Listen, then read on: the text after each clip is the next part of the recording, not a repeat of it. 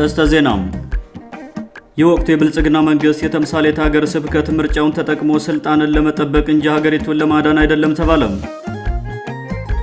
የክልሉ ስራና ስልጠና ቢሮ ወደ 920 ሺህ ለሚጠጉ ወጣቶች የስራ ዕድል መፍጠሩን አስታወቀም። ሰላም ጤና ይስጥልን ውድ አድማጭ ተመልካቾቻችን፣ በመከታተል ላይ የምትገኙ ጃኖ ቅማንት ሚዲያ ነው። አርዕስቶችን በማስቀደም የሰዓቱን ዜናዎቻችን ጀምረናል። ወደ ዝርዝሩ እናልፋለን። አብራችሁን ቆዩ።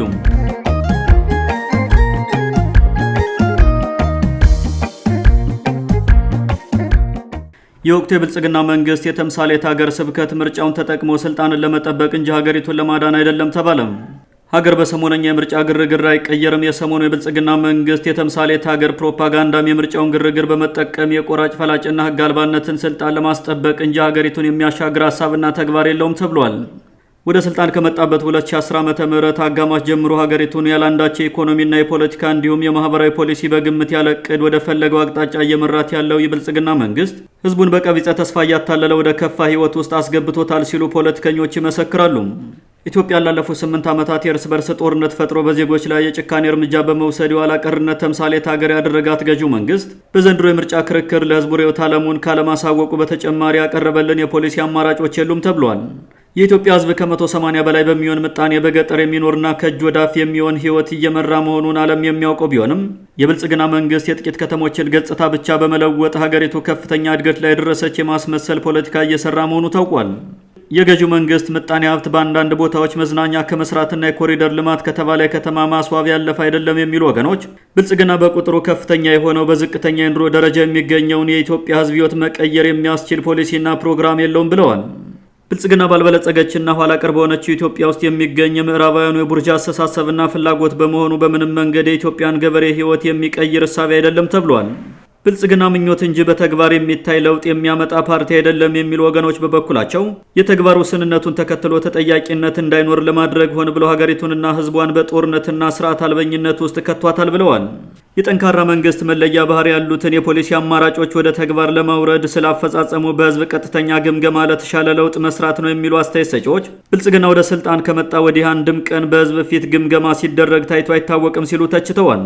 የብልጽግና መንግስት ውዳሴና ምኞት ተስፋና ህልም እንጂ ስራን መሰረት ባደረጉ ገንቢ ሂስና ግላይ ሰዎች እንዲሁም በሰላይ የህዝብ ትችት ተመስርቶ የቀጣዩን አካሄድ በማስተካከል አዎንታዊ ለውጦችን ደረጃ በደረጃ የማስመዝገብ ቁርጠኝነት አይደለም ተብሏል። ገዢው መንግስት ከተሞችን የሚያብለጨልጭበትና መዝናኛ እየሰራ ዓለምን የሚያታልልበትን ገንዘብ የሀገሪቱ የምጣኔ ሀብት እድገት በየዓመቱ በሚያመጣው ብሔራዊ ገቢ ሳይሆን በውጭና በሀገር ውስጥ ብድር በሚገኝ ገንዘብ ነው የሚሉ የዘርፉ ባለሙያዎች የኢትዮጵያ ብሔራዊ ብድር $70 ቢሊዮን በላይ መድረሱ አሳሳቢ ነው ብለዋል።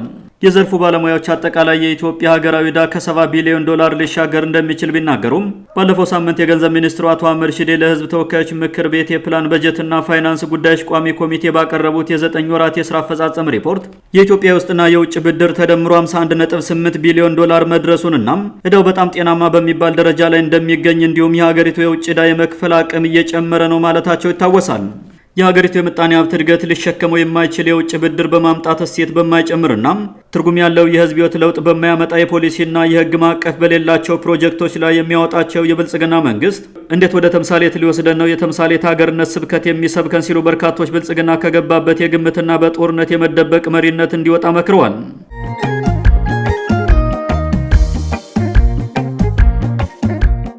የክልሉ ስራና ስልጠና ቢሮ ወደ 920 ሺህ ለሚቆጠሩ ወጣቶች የስራ ዕድል መፍጠሩን አስታወቀም። በክልሉ ባለፉት 9 ወራት ለ919475 ወጣቶች የስራ ዕድል መፍጠሩን የአማራ ክልል ስራና ስልጠና ቢሮ ገልጿል። ቢሮ አክሎም ባለፉት 9 ወራት የስራ ዕድል የፈጠረላቸው ወደ 920 ሺህ የሚጠጉ ወጣቶች በክልሉ የተለያዩ ከተሞችና በገጠሩ ክፍል የሚኖሩ መሆናቸውን ተናግሯል። በመንግስት ልዩ ትኩረት ተሰጥቶት እየተሰራ ካለው ዘርፍ አንዱ ወጣቶችን በተለያዩ የስራ መስኮች የስራ ዕድል መፍጠር መሆኑን ለኢትዮጵያ ፕሬስ ድርጅት የተናገሩት የክልሉ ስራና ስልጠና ቢሮ ኃላፊ ስቡ ገበያው የስራ ዕድሉ የተፈጠረው በተለያዩ የልማት ዘርፎች ሲሆን በተለይም በግብርና፣ በኢንዱስትሪና በአገልግሎት መስኮች በርካታ ወጣቶችና ሴቶች የስራ ዕድሉ ተጠቃሚ ሆነዋል ሲሉ ተደምጠዋል። የክልሉ ስራና ስልጠና ቢሮ ለ919475 ዜጎች የስራ ዕድል ፈጥሬያለሁ ባለበት ሪፖርቱ ላይ ቋሚ ነው ጊዜያዊ የሚለውን ጉዳይ ማብራሪያ ሳይሰጥበት አልፏል። ቢሮ ያቀረበውን የ9 ወራት የስራ አፈጻጸም ሪፖርት የተመለከቱ የውስጥ አዋቂዎችና የዘርፉ ባለሙያዎች ክልሉ ከገባበት የጸጥታ ቀውስ አንጻር በዚህ ልክ የስራ ዕድል መፍጠር አዳጋች ከመሆኑም በላይ በሪፖርቱ ላይ የተጠቀሰው ቁጥር የታማኝነት ጥያቄ ሊያስነሳ እንደሚችል ገልጸው ምናልባት በየጊዜ ክልሉን የጸጥታ ችግር ለማረጋጋት በሚል የሚያሰለጥኑትን በሺዎች የሚቆጠር ሚሊሻና ሰላም አስከባሪ ቆጥረውት ሊሆን ይችላል ሲሉ ጠቁመዋል። አስተያየት ሰጪዎች አክሎም የክልሉ ስራና ስልጠና ቢሮ ባለፉት 9 ወራት ብቻ ወደ 920 ሺህ ለሚጠጉ ዜጎች የስራ ዕድል ከፈጠረም ከአማራ ክልል በተለይም ከወሎ አካባቢ እየተነሱ የሊቢያን በረሃና ባህር አቋርጠው ወደ መካከለኛው ምስራቅ የሚሰደዱ በመቶ ሺዎች የሚቆጠሩ ወጣቶች ለምን በተወለዱበት ክልል ተረጋግተውና ሰርተው መለወጥ አልቻሉም ሲሉ ጠይቀዋል።